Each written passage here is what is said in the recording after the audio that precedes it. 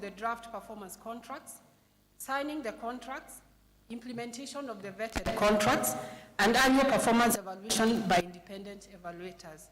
Thereafter, a report of the annual performance evaluation is prepared.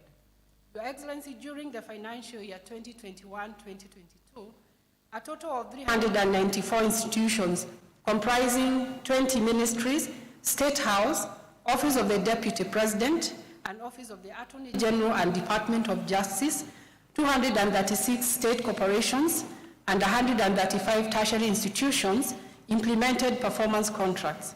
This marked the 18th year of continuous implementation of performance contracting in government. Your Excellency, the annual performance evaluation was undertaken between July and October 2022, and a report written, which is the subject of today's function. Today's public resonates well with one of the general accepted performance management principles of accountability and transparency of a successful government performance management system.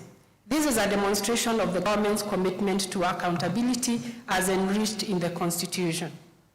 Your Excellency, with these few remarks and with your most kind indulgence, I now invite Ms. Flora Mutai, the chairperson, Kenya Private Sector Alliance, to make her remarks.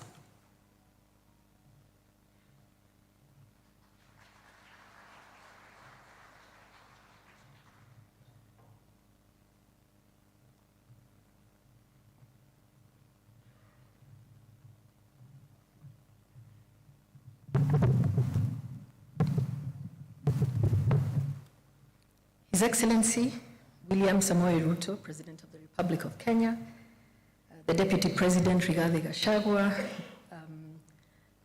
the Prime Minister Musalia Mudavadi. Allow me to stand on the protocols observed, but Cabinet Secretaries, Public Secretaries, CAS President, captains of industry, distinguished guests, ladies and gentlemen, good morning. The evidence is clear that the private sector is the engine for growth. Successful businesses drive growth, they create jobs, and they pay the taxes that finance services and investments. In developing countries, the private sector generates up to 90% of the jobs created. They fund 60% of all investments and provide more than 80% of government revenues. And I don't think Kenya is any different. However, sustainable and inclusive private sector growth does not happen on its own accord.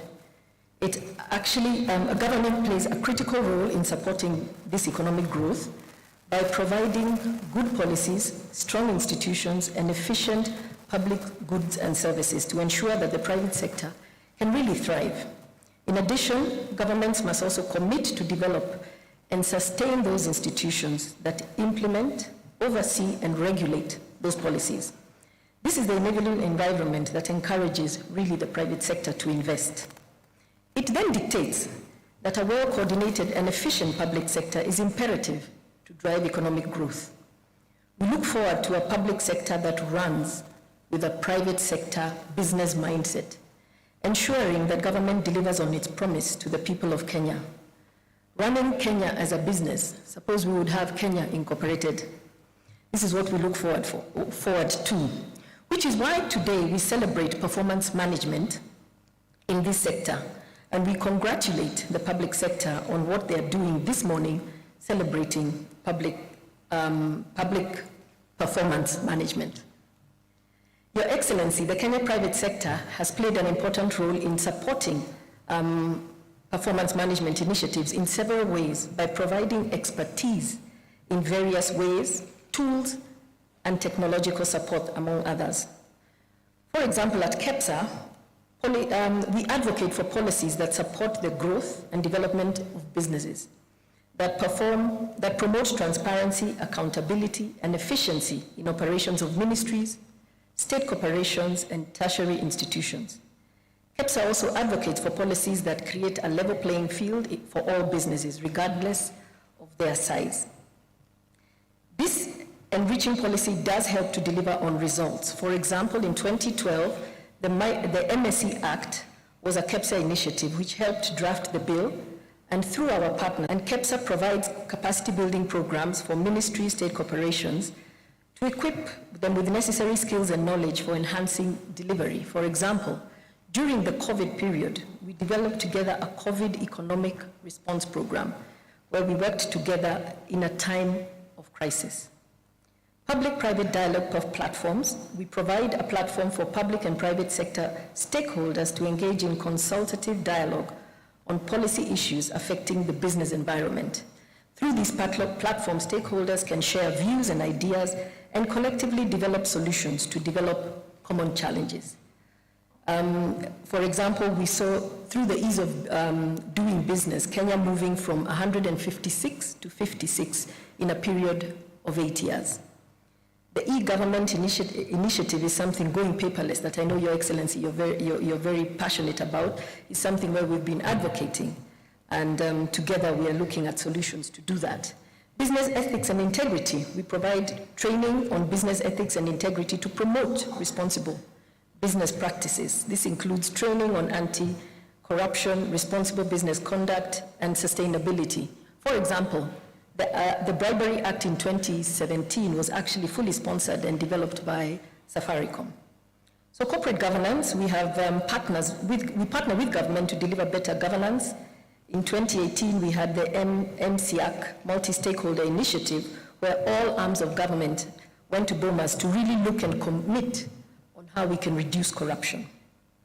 KEPSA also partners with other institutions to promote innovation and entrepreneurship, which can lead to job creation and economic growth, such as sharing best practices. We continue to share them, including performance matrices, evaluation criteria, initiative structures that have been proven efficient in operational performance. We also collaborate in joint ventures by building partnerships. For example, we have a program, the Ajira program, that jointly we have implemented with the government, and by 2022 we have 1.2 million jobs that have been created. We have youth that are actually working right now in the public sector. I think we have 153 jobs that are digitizing the judiciary and has actually changed the way that the judiciary does its work. Monitoring and evaluation, while we may not be directly involved here, we conduct surveys in the private sector companies that determine our experiences of working in government. And this is what actually, which we suggest for areas of improvement. So ladies and gentlemen, as I come to a conclusion, there are a few critical areas that require urgent attention from all stakeholders to improve public service performance. Number one is dealing with corruption and improving governance in public offices. This is an area that we've spearheaded through the Business Code of Ethics, Supplier Code of Ethics, the Bribery Bill, and we have done corruption risk mapping. We also have organizations such as the UN Global Compact that really promotes anti-corruption. A second area that really needs a lot of attention is digitization, and I don't think I need to speak too much about that. I know it's very close to your heart. For us to have a better working environment, increased productivity, and improved efficiency. Improving technical and soft skills capacity of public servants to be able to serve Kenyans better and make them more modern using technology and encouraging innovation. Promoting inclusivity and equitable access to opportunities, especially for the marginalized, youth, women, and persons with disabilities. Improving the welfare of public servants, remuneration, healthcare, and housing. And finally, allow me, if I may, propose that perhaps top ministries from the CAS, the CAS, the PS, and down to director level should look at signing performance contracts that used to be there when we had actually begun this in 2004. Overall, the private sector continues to play its role as the engine for growth. We remain committed in supporting public sector performance by providing an expertise, tools, and technology that would help public sector organizations to improve performance and achieve better outcomes for citizens. KEPSA also appreciates all public servants and pledges to continue playing a critical role in assisting them in improving their performance. Congratulations to all those this morning, and we can't wait to see what the rankings are. Thank you.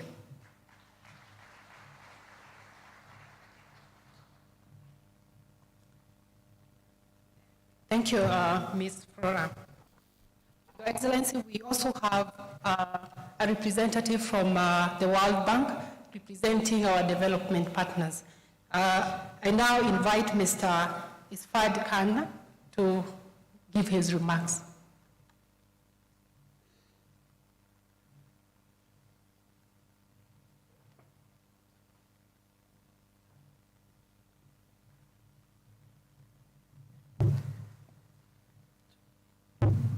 Thank you.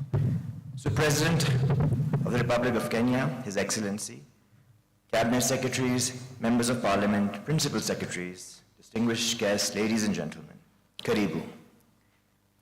As you've heard, a results-oriented public service delivery is key to the government's and the country's socio-economic growth. For tremendous efforts that have been put forward through streamlining this process. I would like to highlight especially the performance contracting system that has served as a benchmark platform for not only other countries in the region, but outside the continent too. We congratulate all the ministries, departments, and agencies that have participated in this process and identify areas that are working well, but also those that need a little bit more attention. The government of Kenya has been advancing reforms on strengthening service delivery performance supported from the World Bank to the recently closed Kenya Evaluation program. We continue work with the Kenya Accountability Devolution program, funded by multiple development partners, many of them that are here, and technical assistance in the development of Kenya Integrated Performance Management Policy. We would like to appreciate especially our development partners, the Danish Age Development Agency and the British FCDO for having partnered with the World Bank to provide this support.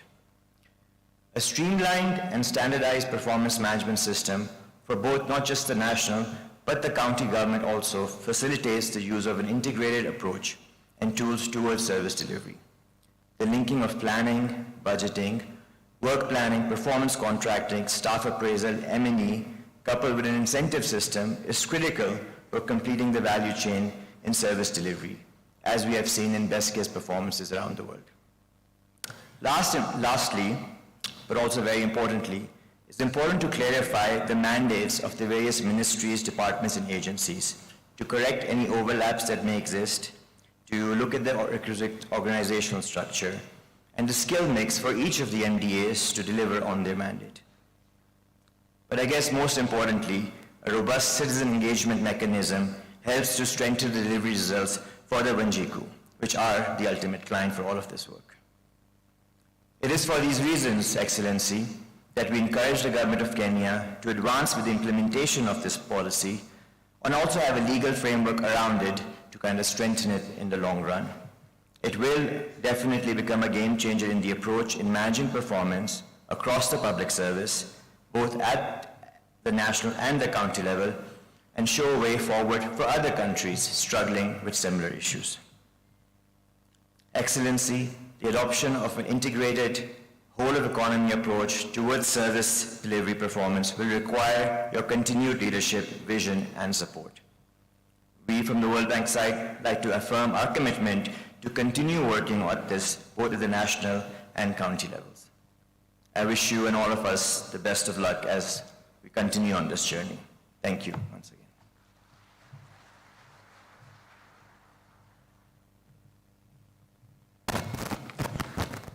Your Excellency, I now invite the Chief of Staff and Head of Public Service, Mr. Felix Koskei, to give his remarks.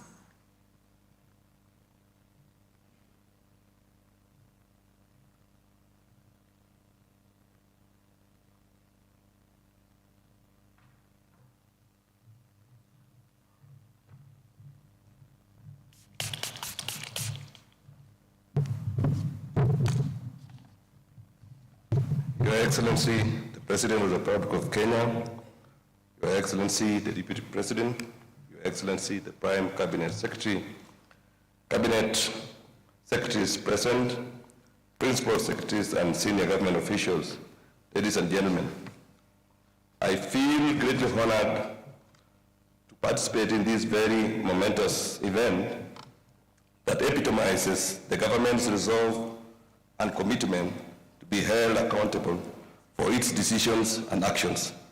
There cannot be a greater measure of boldness and honesty.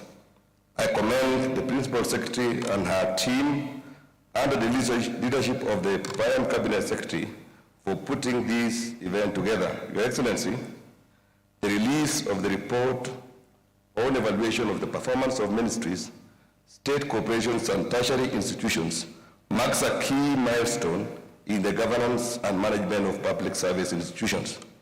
The role of performance evaluation in the instilling the principles and values expressed in Article 232 of the Constitution cannot be overemphasized.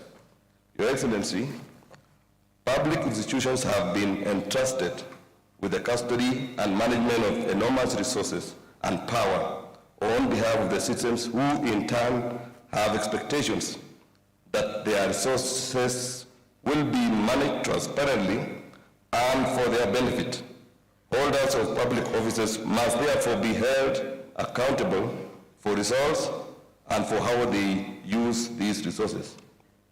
Your Excellency, the performance contracting approach adopted by the government 19 years ago has proved a useful tool for accountability, entrenching a performance-based culture in the service, as well as continuous improvement, efficiency, and effectiveness in service delivery. It gives us an objective yardstick for examining and questioning our attitude and approach to public service and thinking deeply on what it means to be a public servant. Your Excellency, performance contracting has over the years been a catalyst of fundamental change in the service, and going forward, it will remain a key tenet of the comprehensive public service transformation initiatives that your government has committed to.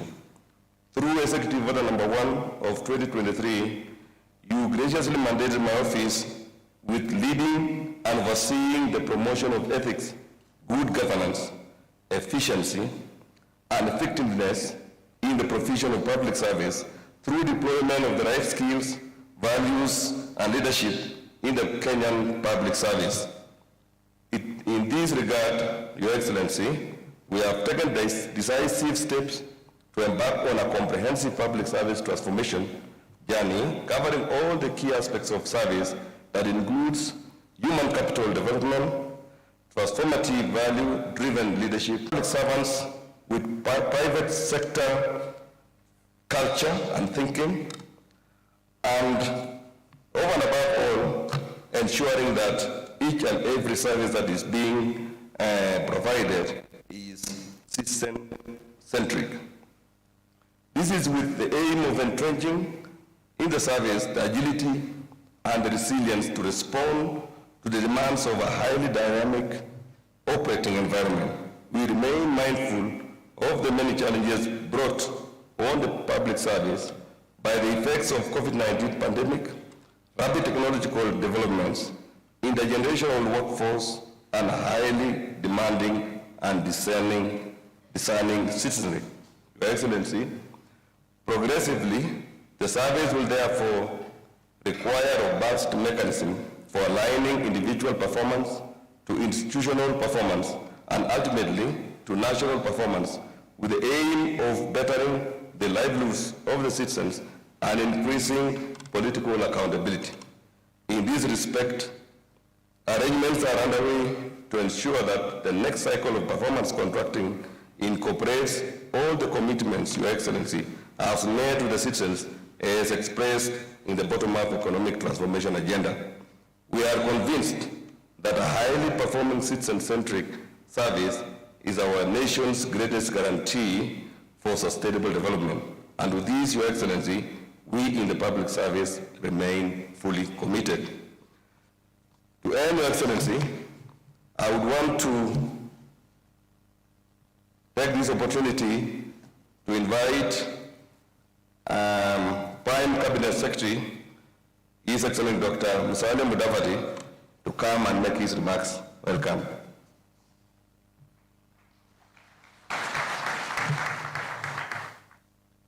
Sorry, the Cabinet Secretary in charge of Public Service and Gender and Affirmative Action. Welcome.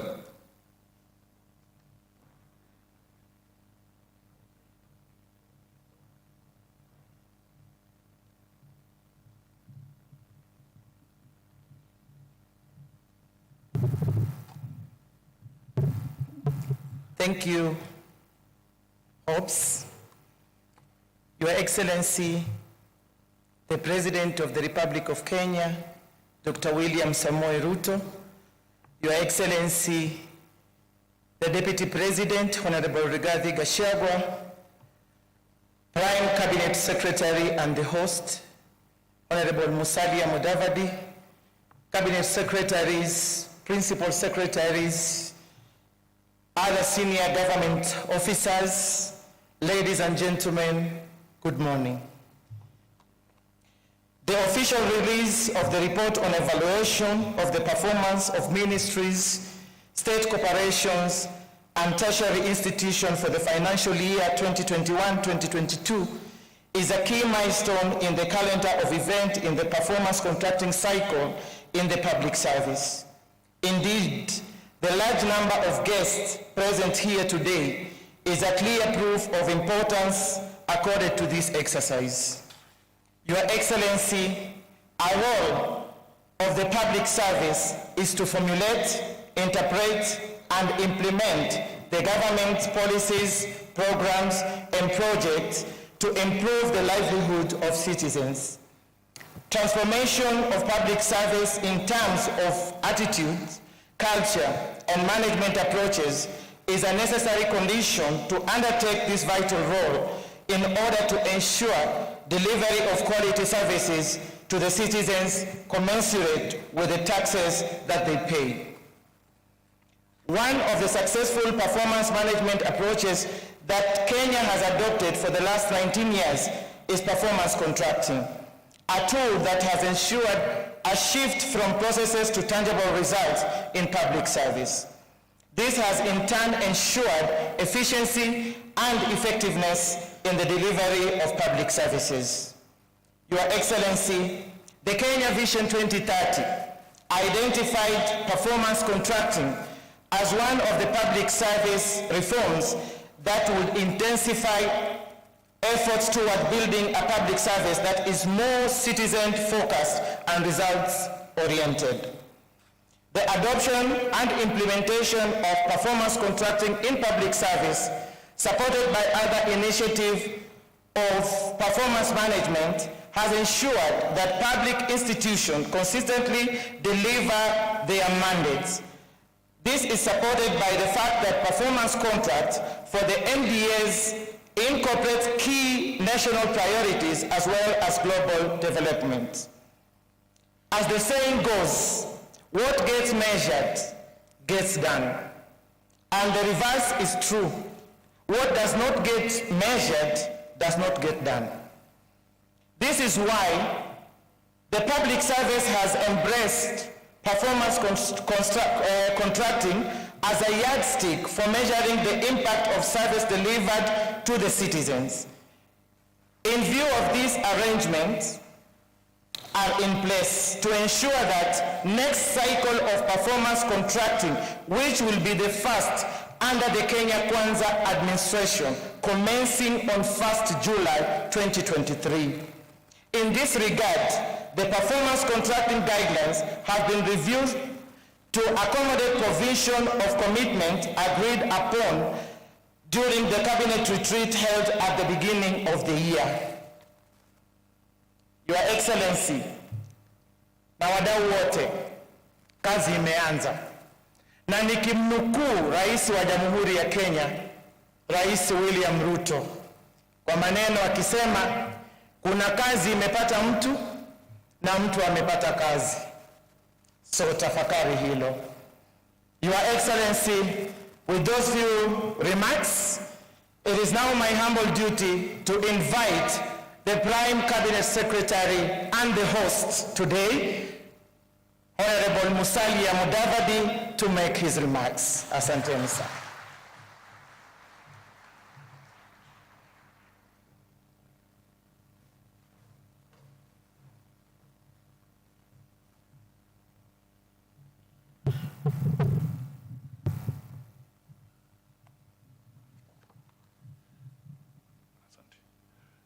Excellency, the President of the Republic of Kenya, Dr. William Samoei Ruto, Your Excellency, the Deputy President,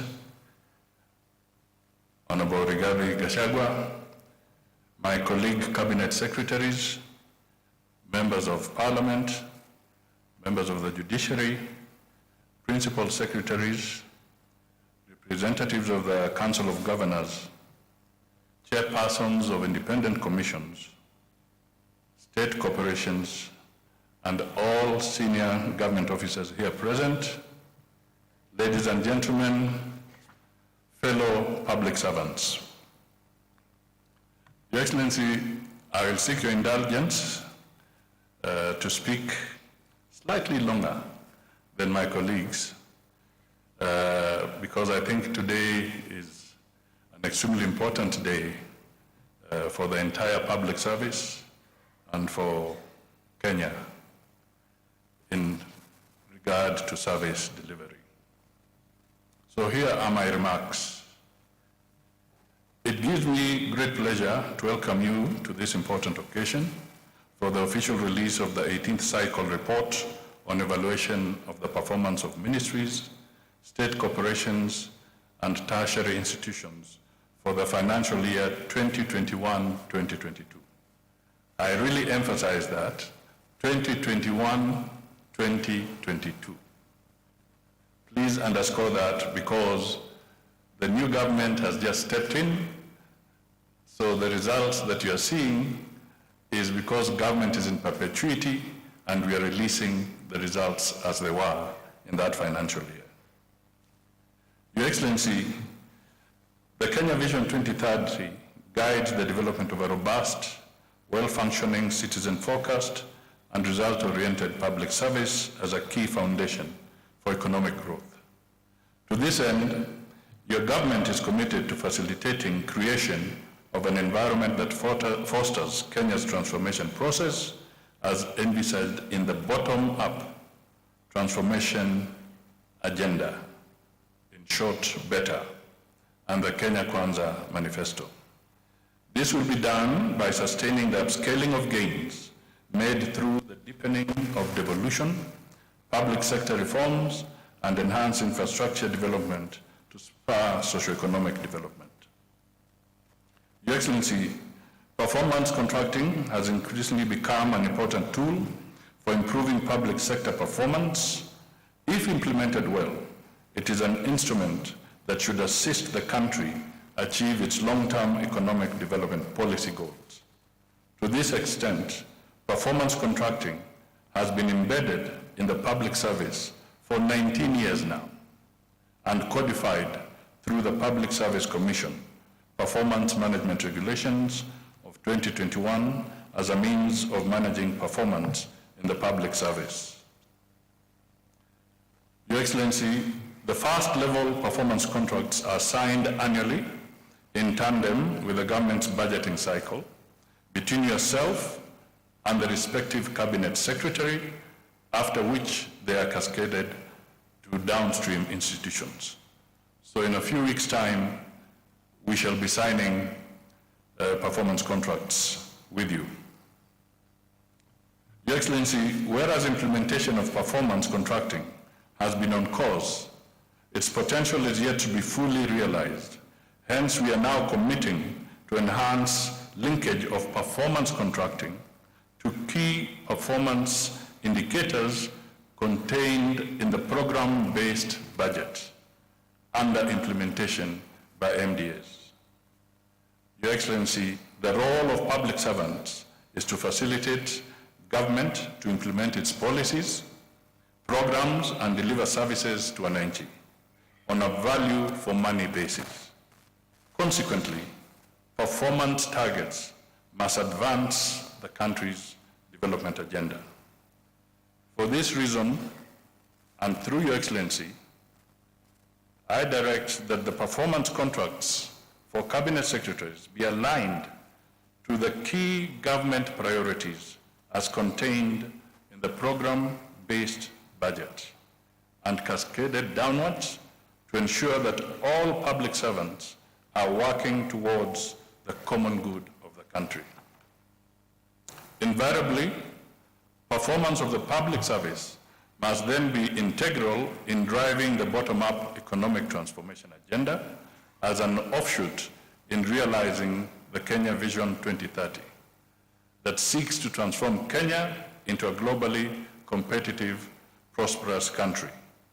But, and I say but, we are 7 years short of the expiry of Kenya Vision 2030. A conversation around Kenya's Vision 2063, when Kenya turns 100 years old, must begin. Meanwhile, the rallying call in performance contracting, as Aisha has said, is what gets measured, gets done.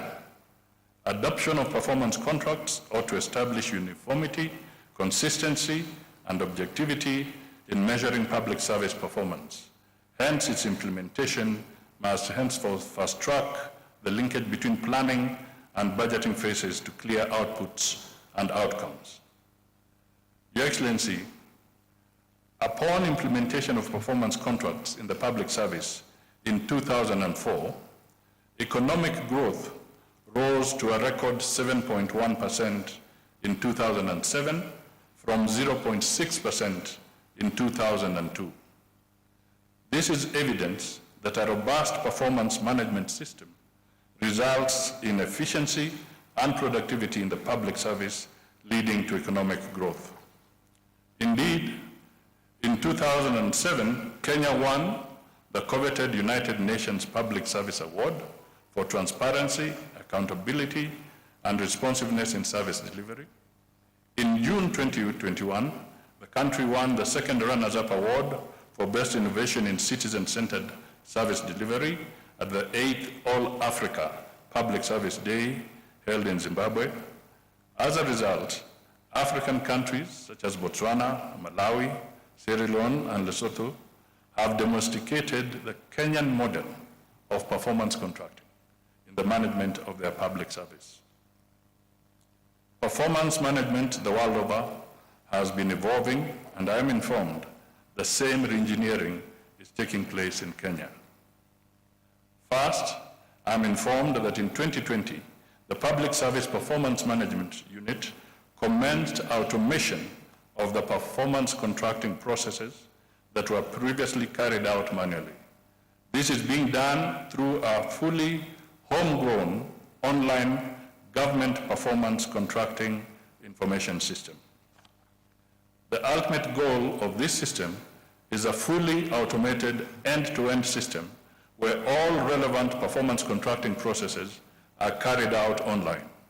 It is worth pointing out that the system ensured continuity of service delivery during the challenging COVID-19 pandemic. Hence, the GPCIS should be emulated by other public institutions in their efforts to automate service delivery. Secondly, the Kenya Integrated Performance Management Policy was developed. The policy provides for the principles, strategies, and broad guidelines for performance management in the national and county governments, constitutional commissions, and independent offices while taking cognizance of their autonomy. Its rollout will re-engineer the organizational, operational, and institutional framework for guiding performance management services in Kenya's public service. Thirdly, my office is in the process of developing a public service performance management bill, which will be the overarching law to fully anchor the performance management function in the entire public service institutions at both levels of government. Your Excellency, what we have is a situation where just the regulations are used and some departments have always opted out of performance contracting. We want to have a law that ensures that everybody is captured and nobody is exempt. It will result in value for money from public investments through adoption, streamlining, and unifying norms of whole-of-government approach, and provide a framework for rewarding performance and sanctioning non-performance. Your Excellency, the report that you will be releasing today contains the results of ministries, state corporations, and tertiary institutions against the performance targets that they committed to achieve in the last financial year. But in the subsequent financial years, the focus of the performance contracts will be based on, among others, the priorities agreed during the cabinet retreat held at the beginning of this year in Nanyuki, chaired by yourself. In order to realize this, all public institutions must ensure that their respective key priorities are included in their performance contracts.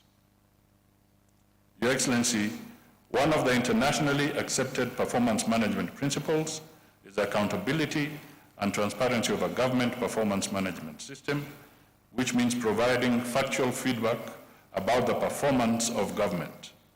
Therefore, the annual performance evaluation and release of the report for the financial year 2021-2022 marks a momentous occasion since it provides the baseline for performance commitments in the next financial year and also some reflection. Allow me, therefore, to reflect on a matter that should not escape our collective attention. Your Excellency, just before Easter, the Public Service Commission 2021-2022 annual report indicts ministries, departments, and agencies for incurring colossal financial penalties through court awards because of failure to honor contractual obligations. The Public Service Commission reveals that most losses are occasioned when state entities enter into contracts without adequate budgeted and approved funding. Common breach of contracts begs the questions: do frequent breaches of contracts arise out of inept due diligence or sheer negligence by MDAs? Do staff in procuring entities understand procurement laws and that it is their responsibility to ensure contractors fulfill their obligations and that government receives the goods and services it paid for? Or should we conclude they know the rules but choose to ignore them for our benefit? The legal framework for public procurement is set out in Article 227 of the Constitution of Kenya 2010 and in several sections of the Public Finance Management Act, number 18 of 2012, and the Public Procurement and Asset Disposal Act of 2015. Your Excellency, public resources are not infinite. Constant losses cannot be entertained. Under Section 44 of Public Procurement and Asset Disposal Act of 2015, accounting officers take responsibility for failure to ensure procurement is within approved budgets and procurement plans. Indeed, that section requires compliance with the provisions of Section 68 of the Financial Management Act. Compliance with the law is therefore not optional. Section 79 of the Act makes it mandatory for public officers to comply with laws regulating public procurement. We cannot condone laxity, wastage, and losses anymore. It is time to strictly apply the penalties accruing from Section 72. Accounting officers failing to manage public assets to achieve value for money will henceforth be penalized. The same applies to application of Section 74(4). Public officers who breach accounting responsibility by making or permitting expenditure that is unlawful will be surcharged. I have deliberately highlighted these issues because they are at the center of perennial loss of resources arising from lost cases in courts of law. Going forward, we will soon issue a clear framework to address these deficiencies and make officers more accountable.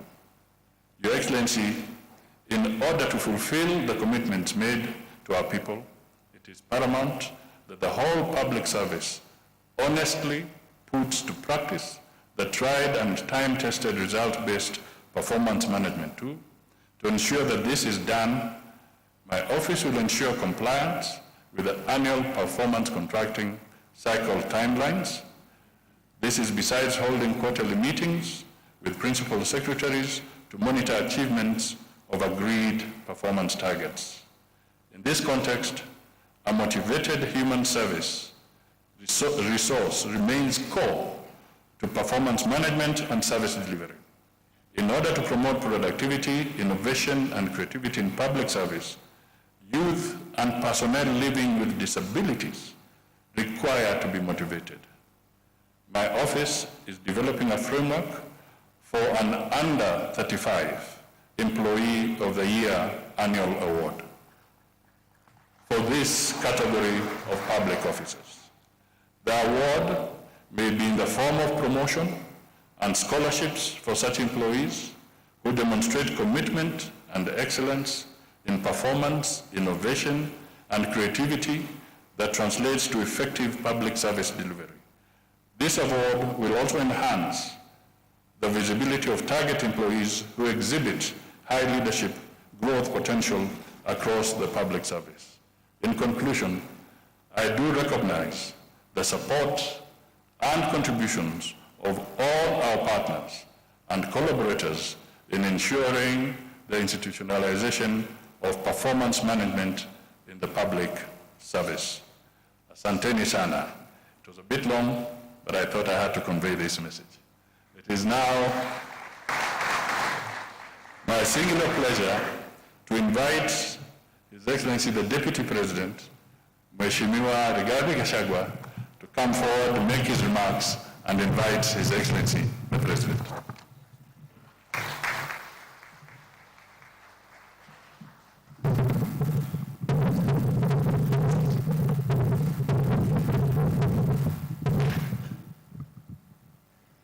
Thank you very much, Prime. Your Excellency, the President of the Republic of Kenya and Commander-in-Chief of our Defense Forces, Dr. William Ruto, the Prime Cabinet Secretary, Honorable Musalia Mudavadi, all Cabinet Secretaries present, the Head of the Public Service and Chief of Staff, Principal Secretaries, senior government officials, good morning, afternoon. It's almost there. Good morning. Your Excellency, I'm a retired public servant, so this occasion is momentous for me. But you know, nowadays, I don't want to speak much. When the characters who try to stop my boss from working keep off, I also keep quiet. And therefore, we are happy, Your Excellency, you have the latitude to steer this country into economic prosperity, and the people before you and the entire public service, Your Excellency, is your machine for development. Your Excellency, a vibrant, motivated public service is good for the economy of this country. A motivated and vibrant public service is good for the country. President Mwai Kibaki, the celebrated president of this republic, succeeded in turning around the economy of this country by empowering the public service and allowing them to work. Your Excellency, since you came to the office, you have dignified the public service. Before you took over, Your Excellency, the public service was demoralized. They were demeaned and treated like outcasts. Your Excellency, in the last 5 years, senior civil servants were harassed, hounded, and treated like criminals.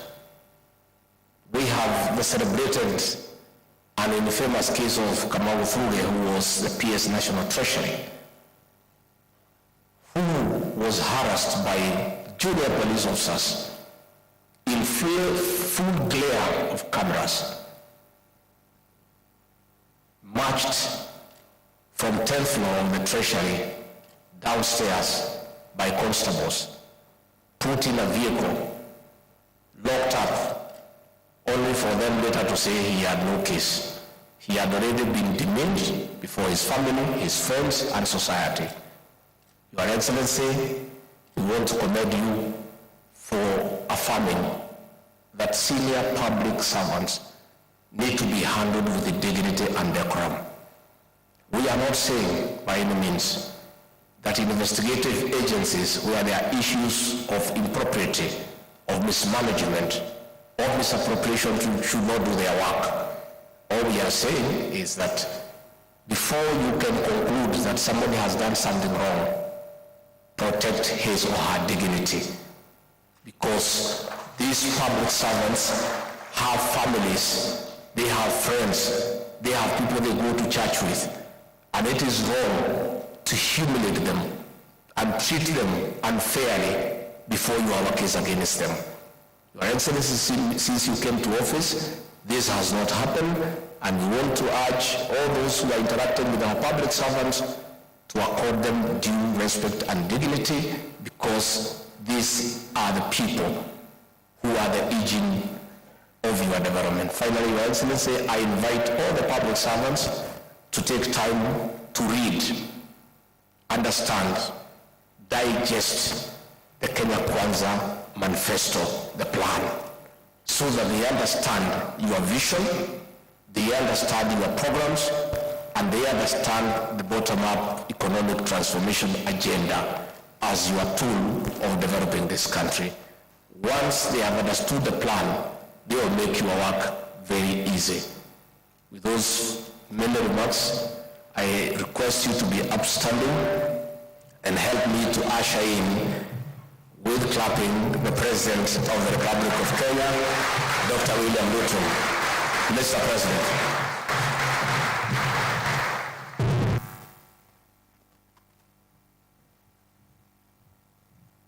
Thank you very much, Mr. Deputy President. Let's take our seats. Thank you very much.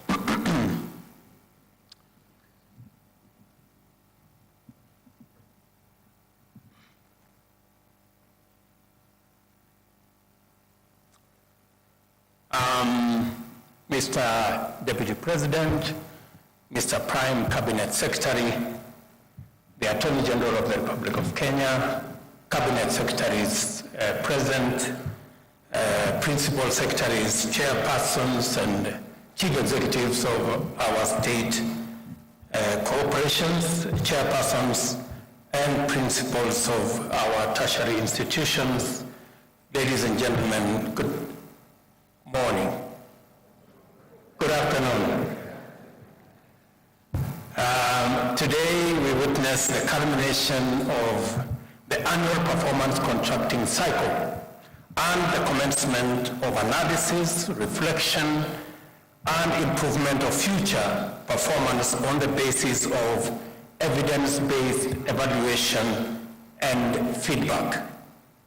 Although the performance management framework is now in the 19th annual cycle, it is important to note that it emphatically and systematically incorporates, articulates, and enforces the values and principles of public service as laid down in Article 232 of the Constitution of Kenya, and thereby enables the public service to become the foremost champion of the national values and principles of governance set out in Article 10 of our Constitution. We must do our part in full to ensure that this event and the process it represents underscores high professional standards, highlights efficient, effective, and economic use of resources, demonstrates responsiveness, promptness, effectiveness, impartiality, and equity in service provision, enhances transparency and accountability, and promotes meritocracy, inclusivity, and diversity. The imperative of ensuring that the provisions of the public service to citizens meets a specified constitutional threshold makes it inevitable for us to insist upon a more standardized, rational, and evidence-based management regime. Last week, I engaged public servants about the constitutional stipulations regarding how government goes about the task of realizing citizens' expectations through the public service. In our constitutional dispensation, the public service is configured to become the optimal instrument to effectively mediate between the government's commitments and citizens' aspirations. In formulating the bottom-up economic transformation agenda, we went to great lengths to conduct exhaustive consultations with Kenyans throughout the country. These consultations enabled us to formulate the policy and strategic basis of our manifesto, as well as formal charters containing actionable commitments to be implemented through the bottom-up economic transformation agenda. We understand our governing mandate to be anchored on the deep understanding we have with the people of Kenya, and that my performance contract as president is set out in the Constitution and the agenda I sold with my team to the people of Kenya. My performance contract, therefore, sets out targets that the government must achieve in feeding every Kenyan, providing affordable housing throughout the country, achieving the universal health coverage, establishing necessary infrastructure for the expansive growth of the digital and creative economies, as well as creating millions of jobs through aggressive expansion of micro, small, and medium enterprises, including industrialization. In other words, I'm saying that while we have the privilege to serve in the public service, it's not a right. We are close to 700,000 people in the public service out of 50+ million Kenyans. It is a privilege for us, the few of us, to serve in the public service. But that privilege comes with a responsibility on what do we do to create opportunity for the millions who do not have the privilege we have to serve in the public service. What is it that we are going to do so that they too can have an opportunity to work, to get a job, to do a business, and to go about their lives as the rest of us are doing? And that comes with huge responsibility on each and every one of us that have the privilege to serve in the public service. We understand our governing mandate, as I have said.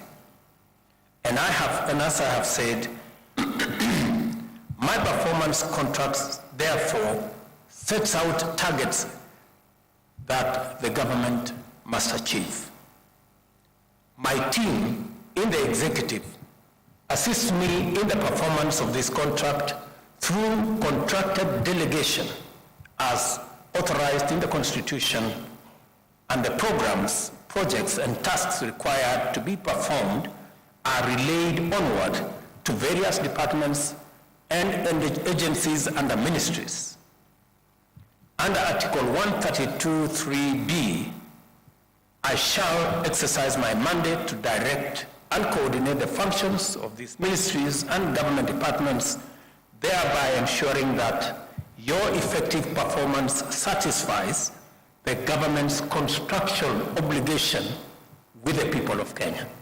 We all have a contract with the people of Kenya, and that contract is going to be effectively measured by performance.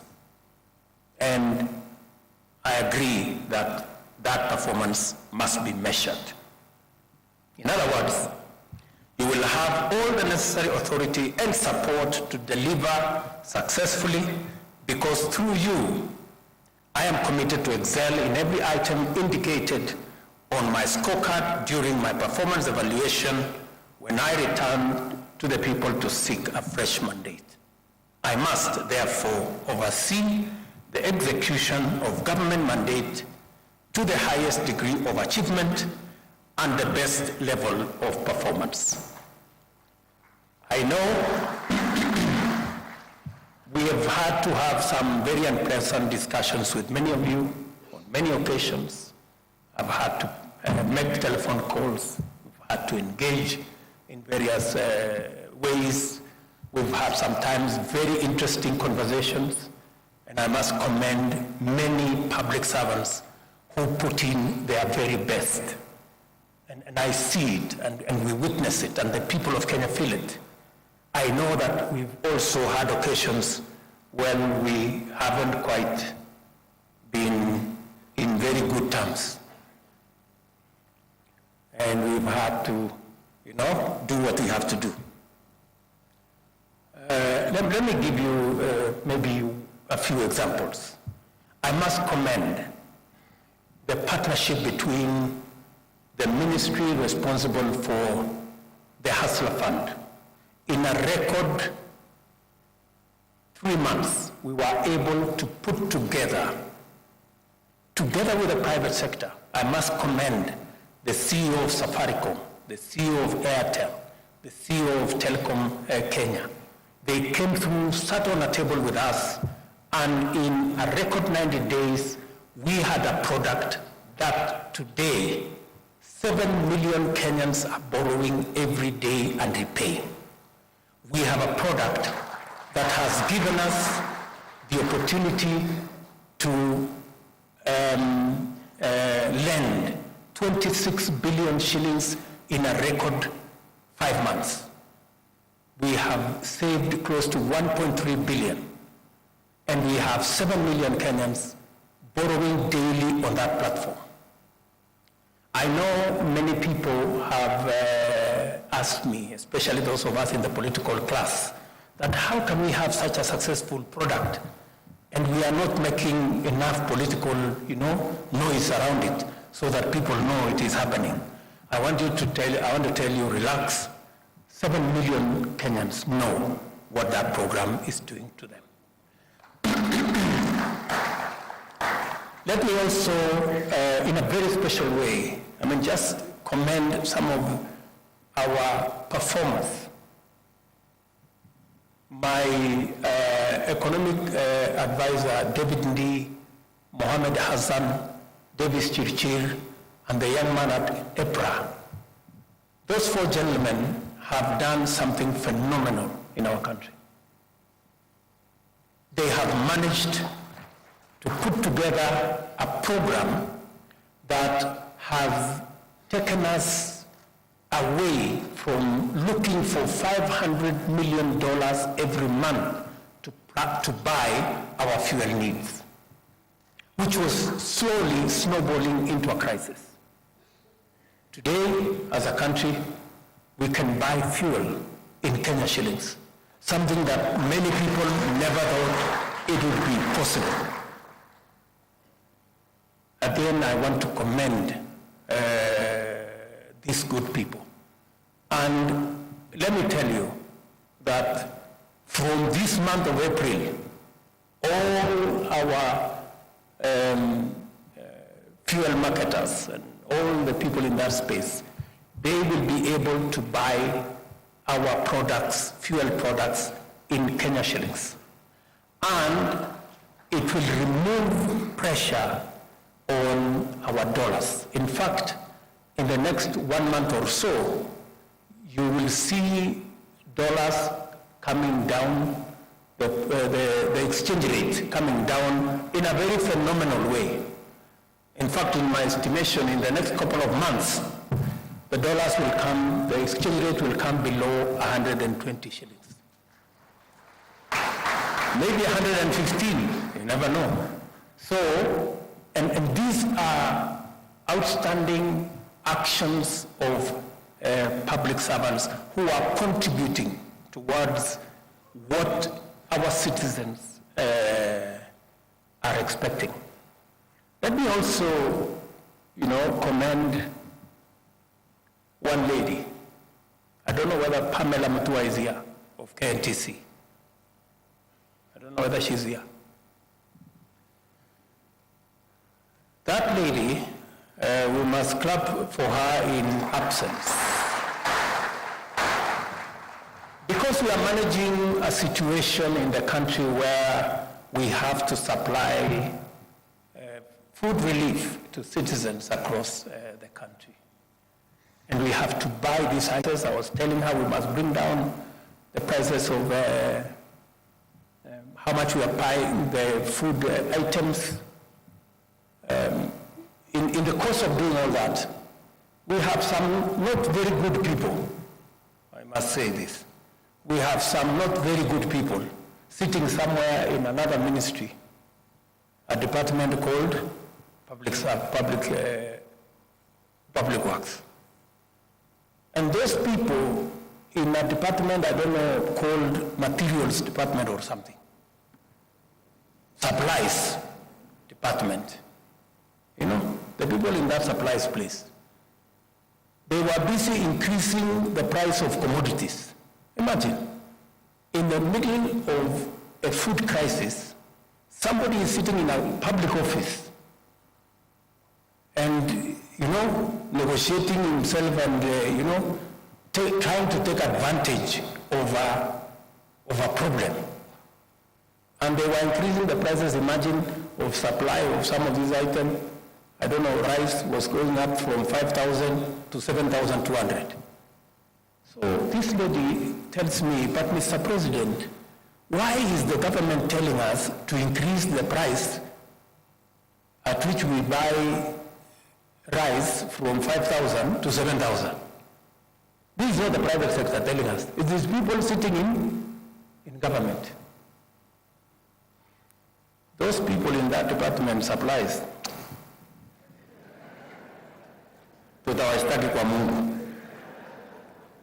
Surely, that is how, and that is why I say the people who do well, the people who serve with dignity and sincerity, like Pamela, who told me, Mr. President, we are being told this, please stop these people. And I had to stop them. Today, and I want to thank the office of the Deputy President. Today, we are buying those food items at between 4,500 and 5,000. Not the 7,000 those supply people who are telling us. So, we must evaluate everybody. The bad guys in supplies department, we must deal with them. And the good people like Pamela, we must reward them. Because that's how this is going to work. Let me also say one more thing about my good deputy here. We had a program, we were registering farmers. For 5 years, we managed to register only 1 million farmers. But just in 2 weeks, this deputy of mine mobilized the whole public service because he was a former public servant. And they registered 5 million farmers in 2 weeks. Today, we are giving fertilizer to farmers using a digital platform. Everybody gets an SMS, your fertilizer is ready, come for it. You don't have to queue. The cartels have disappeared. The conmen could have no place to steal our fertilizer. For the first time, every farmer who needed fertilizer got fertilizer, and that program is moving very well. In other words, I am saying it is possible for us to do the right thing and take the country forward. And therefore, and I want to speak to you as people who collectively we've been given the privilege by the people of Kenya to serve them, to work for them. We must also make sure that the privilege we have, the opportunity we have, translates into opportunity for the millions of Kenyans too, to have access to a job, access to a business opportunity, access to do their farming, and drive our country into the right direction. Here is our opportunity to unbundle all the commitments in our agenda as determined in the high-level retreat in Nanyuki early this year, and to prepare to assign them for implementation to every department, all the way to every public servant. As we consider the results of the evaluation and feedback, we also have to deliberate with greater intention about the design of the forthcoming performance contracts, their implementation and evaluation. Above and beyond the broader constitutional obligations and the strategic objectives in terms of our plan, I am very keen to observe how the next performance management cycle enhances the realization of the national values and principles of governance throughout government, at all levels of governance, and in all parts of the country. In particular, how much the public service affords equal opportunities for men and women, persons from all communities, and persons with disability will be of foremost interest. Equally, critical will be the mainstreaming of a comprehensive agenda for Kenyan youth, including training, apprenticeship, industrial attachment, and internship, access to government procurement opportunities, and entrenchment of the digital and creative economy. Further, it is of paramount importance that the performance management mechanism meaningfully reflects our resolve to enhance efficiency and reach of government services through digitization, automation, and deployment of various information and communication technologies. Kenya is a regional, continental, and global champion of a just transition to clean, green industrialization. Our credibility in this cause is founded on demonstrable commitment to green up our national power grid, restore degraded landscapes and ecosystems, conserve forests, water towers, wetlands, and other carbon sinks, and promote heavy investment in wind, solar power, and in addition to hydro and geothermal power. We are also promoters of e-mobility and sustainability across every sector. This magnitude of our commitment to the green agenda is further demonstrated by the fact that Kenya will host the Africa Climate Action Summit in Nairobi between 4th and 6th of September this year. I therefore expect our performance management framework to incorporate commitments that are consistent with our obligation under Article 42 and 69 and commensurate with our credentials as a global leader in green industrialization. Because of the urgency in delivering our commitments and providing services to the people, the need to ensure that every shilling of our increasingly scarce resources delivers its fullest value, and the requirements of transparency and accountability. The government is determined to reinvigorate performance management as a means of motivating, facilitating, and coordinating the public service in our delivery of the mandate that has been given to us by the people of Kenya. At this juncture, I must emphasize the need to ensure completion of viable, budgeted for, and already commenced projects and programs before we embark on new ones. I ask Cabinet Secretaries, Principal Secretaries, Chief Executive Officers of state corporations, and principals of tertiary institutions to use performance contracts to ensure that projects and programs are completed on time and within available resources. As I have said before, we made a commitment that we are going to steer the country away from the cliff where we were heading in terms of our economy. First initial step was to reduce the amount of borrowing that we were heading in the wrong direction. We did decide as a government that though we had agreed with our development partners, including our multilateral lenders, on a fiscal deficit of 6.2% of GDP, we deliberately decided that we're going to come down to 5.7% of GDP as our commitment to a new trajectory of ensuring that Kenya lives within its means. And as a government, we live within our means. In the same spirit, I have had a candid conversation with the ministry responsible for infrastructure, and the 910 billion worth of projects that were already in some form committed. We've scaled it down, and I had a long meeting with all the agencies under the Ministry of Transport and Roads to scale it down. I think we have shaved another 250 billion out of that so that we can stagger the project. The projects deliver on the ones that are of immediate, already started and rolling, and then do the others later, because we have to live within our means. I want to assure you and assure the country that we are well on course in running a stable economy that is not dependent on unnecessary excessive borrowing. I know we had an issue of delayed salaries, which is, somebody said, it is the first time that we are having delayed salaries. Yes, it is the first time we are having delayed salaries.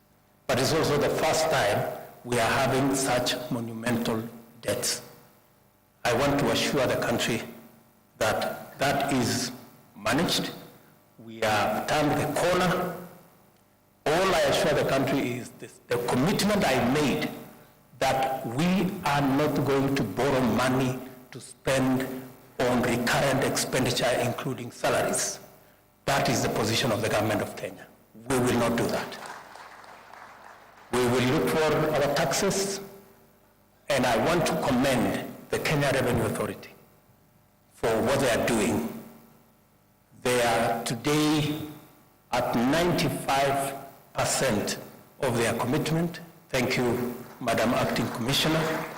They are doing a wonderful job in a very difficult terrain where we have experience of people who are not used to paying taxes. But we have said that this is no longer going to be the animal farm. All of us are going to pay.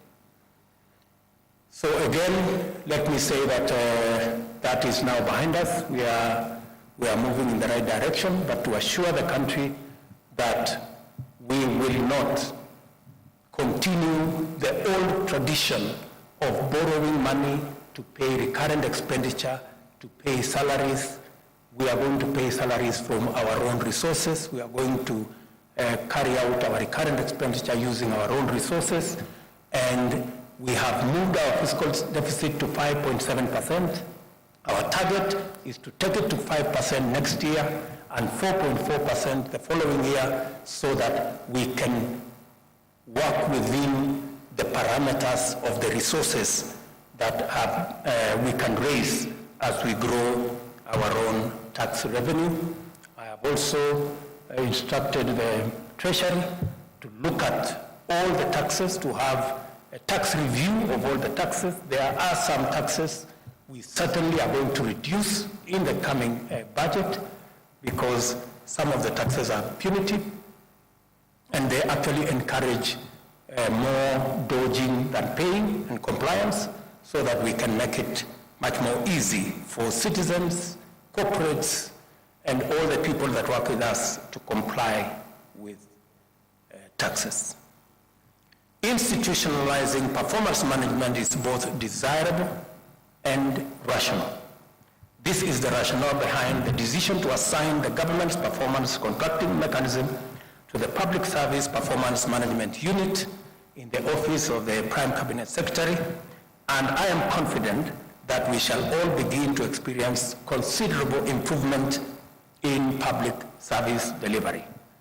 As we hold the rest of public service to account on this matter, I will definitely hold the Honorable Musalia Mudavadi also on a performance contract to make sure that this actually happens. I also know that the institutionalization of performance management in government is going to be further anchored in a clear policy framework through the Public Service Performance Management Bill, once it undergoes the necessary developments in readiness for legislation in our Parliament. In keeping with our digital agenda, I am delighted to note that the Government of Kenya has made progress in developing the government online performance contracting information system.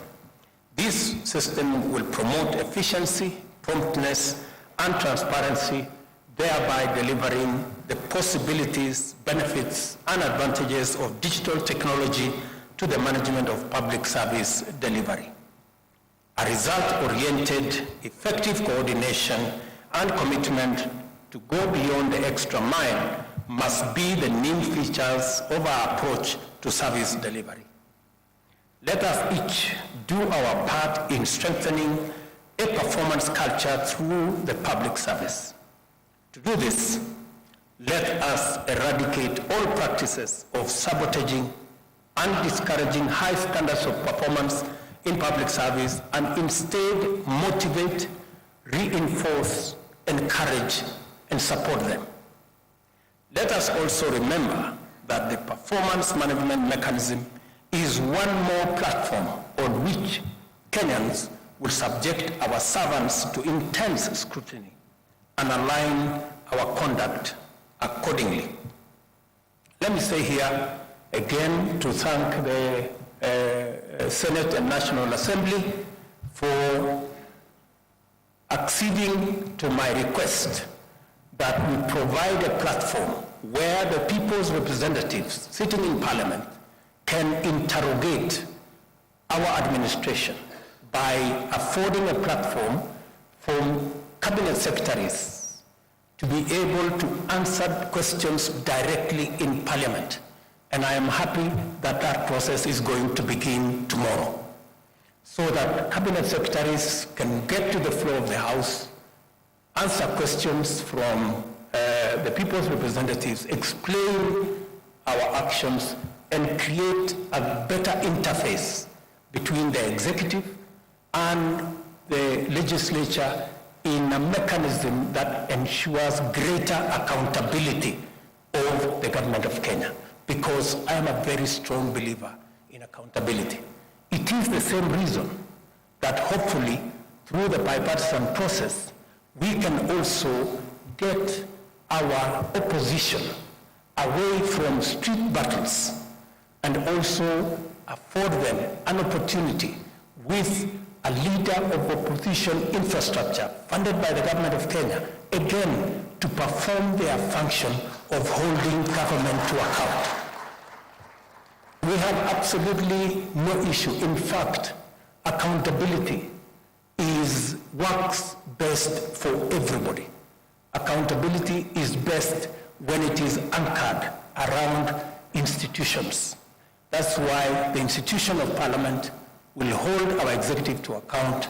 We want to build the institution of the opposition as is guaranteed in the Constitution, as also another institution to hold government to account, because accountability is actually the measure of any performance of any administration. And I hope that this will be part of the outcomes of the engagement, the bipartisan engagement that we have now agreed on, so that we can move our friends in the opposition from running battles in the streets, destroying unnecessarily destroying people's property, creating chaos and anarchy, back to a civilized place where we can engage constructively and be able to hold the institutions to account. I think we all agree that we are better off with institutions, building institutions that will assist us take the country forward rather than having running battles in the streets with sophoриas on top of heads. The annual performance evaluation results to be released today will form the benchmark for performance in subsequent contracting cycles. Against this, it will be reasonable for Kenyans to expect incrementally enhanced performance in the spirit of continuous improvement. Similarly, time has come for us to brace ourselves and be ready to embrace the discussion and feedback, compliments and criticism, praise and condemnation that may be instigated by the results to be launched today. That is, in any case, accountability at work. I assure you of my full support as you implement this year's performance contracts and those in future. I now officially release the results and report on evaluation of performance of ministries, state corporations, and tertiary institutions for the financial year 2021-2022. Asanteni sana, thank you very much. God bless you, and God bless our great country. Asanteni sana.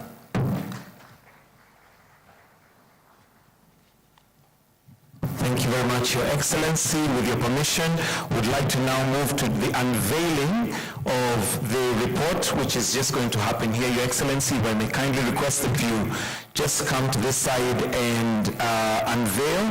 We're going to have a video countdown before we press the button. Then after that, we have some handing over of the reports, which is going to be done by the Prime Cabinet Secretary, and is going to hand over the reports to His Excellency the President, and also another report to His Excellency the Deputy President. So let's have the video for countdown, please, before His Excellency presses the button. We may sit, we can take your seats, ladies and gentlemen, and so that we can all have a clear view of this. So kindly let's have the video to count down the unveiling of the report.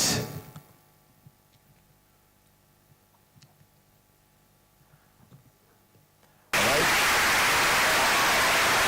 Your Excellency, you will...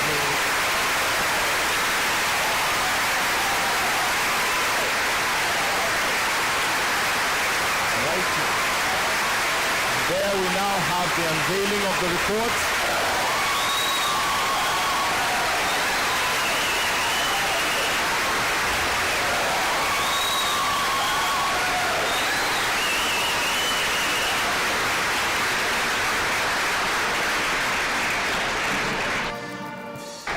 Ladies and gentlemen, we now have the report on evaluation of the performance of ministries, state corporations, and tertiary institutions for the financial year 2021-2022, officially unveiled by His Excellency the President. All right, Your Excellency, if I may, for the sake of photos, if we can just come up to the stage kindly. If we have the reports, one will be handed over to His Excellency by the Prime Cabinet Secretary, and also another handed over to the Deputy President by the Prime Cabinet Secretary.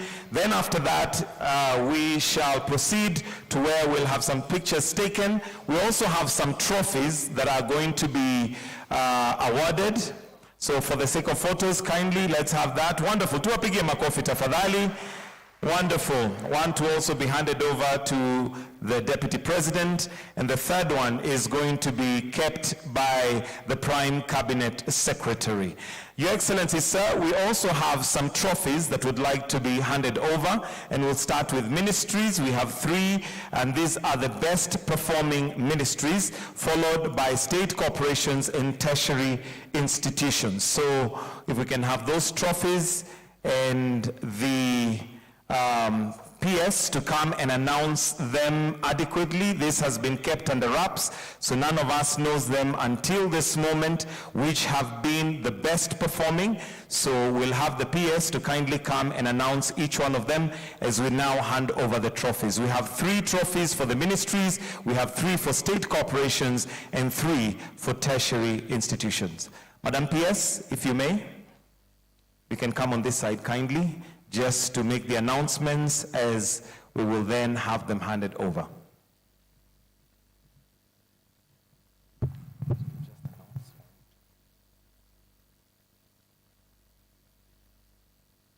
First certificate goes to Ministry of Defense.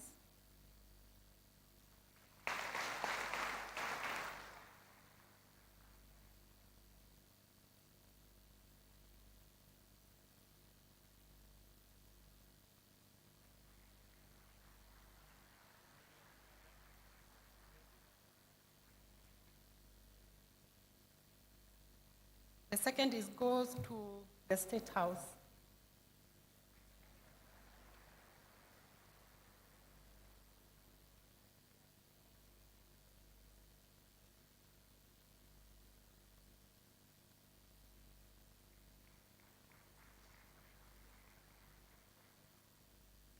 And the third, under the category of the ministries, goes to the Ministry of Energy.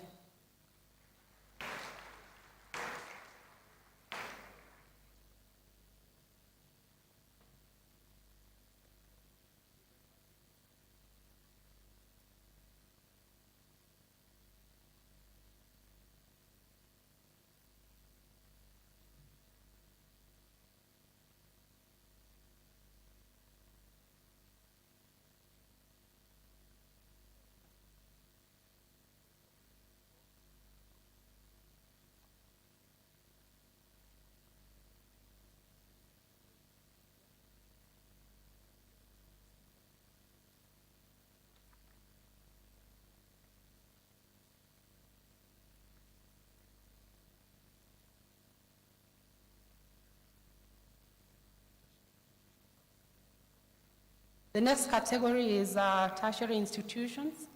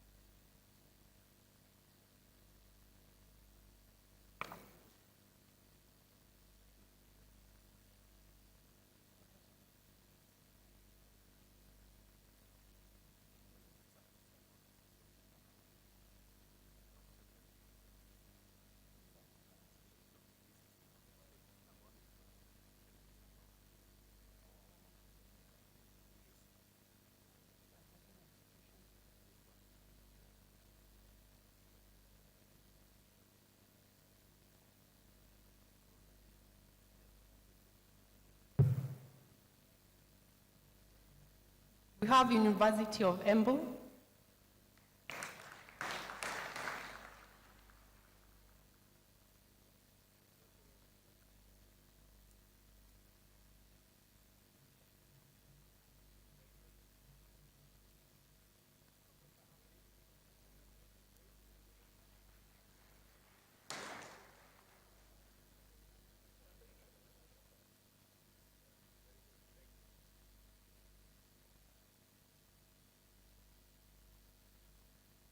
Followed by National Irrigation Authority. National Irrigation Authority.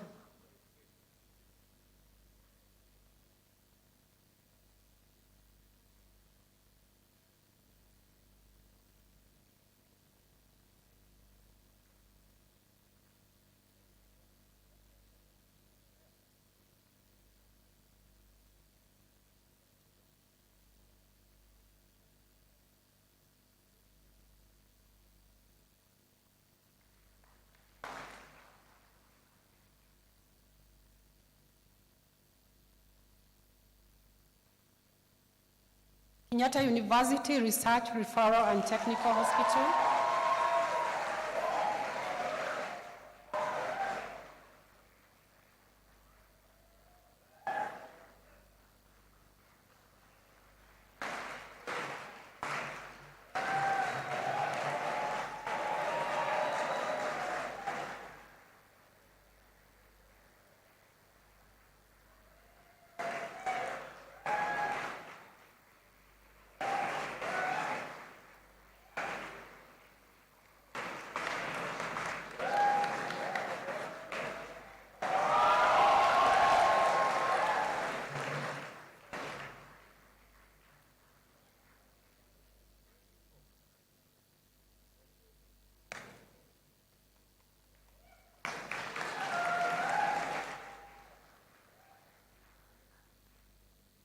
Under the recognition of tertiary institutions, the third position, we have Katine Technical Training Institute.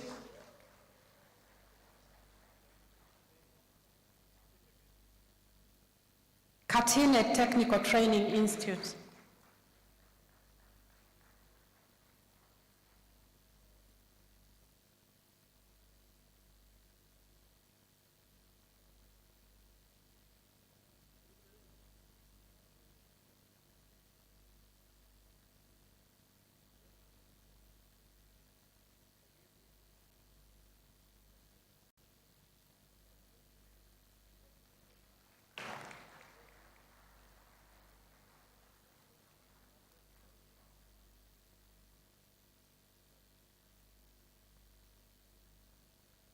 Followed by second position, Sigalagala National Polytechnic.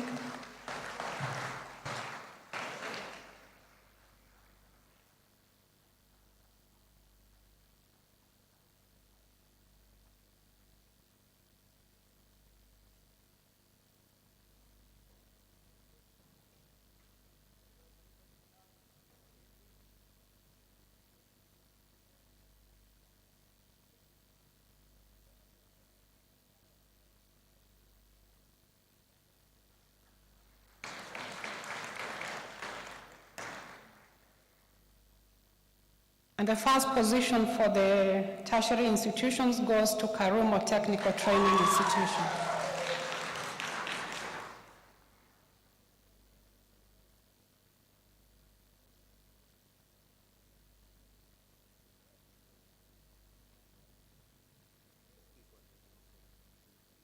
Karumo Technical Training Institute.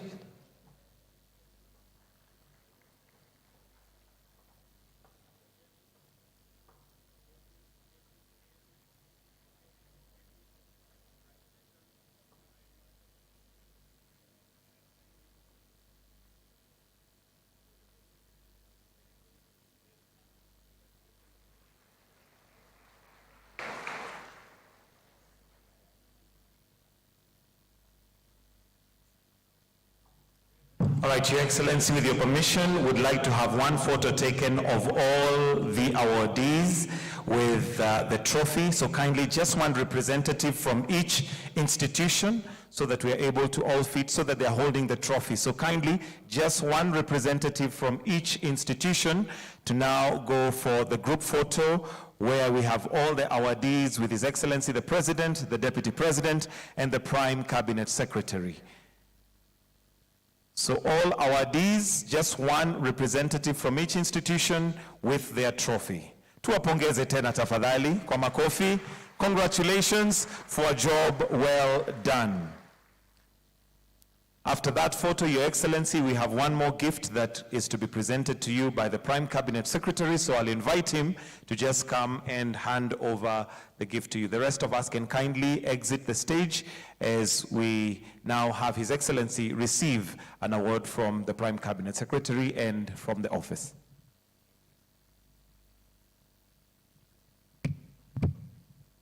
Well, Your Excellency, this is a small citation. It reads as follows.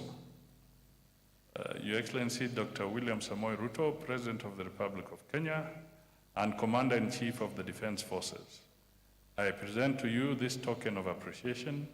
It symbolizes a Moran who is alert and keeping watch. It is in appreciation of rejuvenating performance contracting as a flagship performance management tool in the public service. Asante sana. Makofi kwake.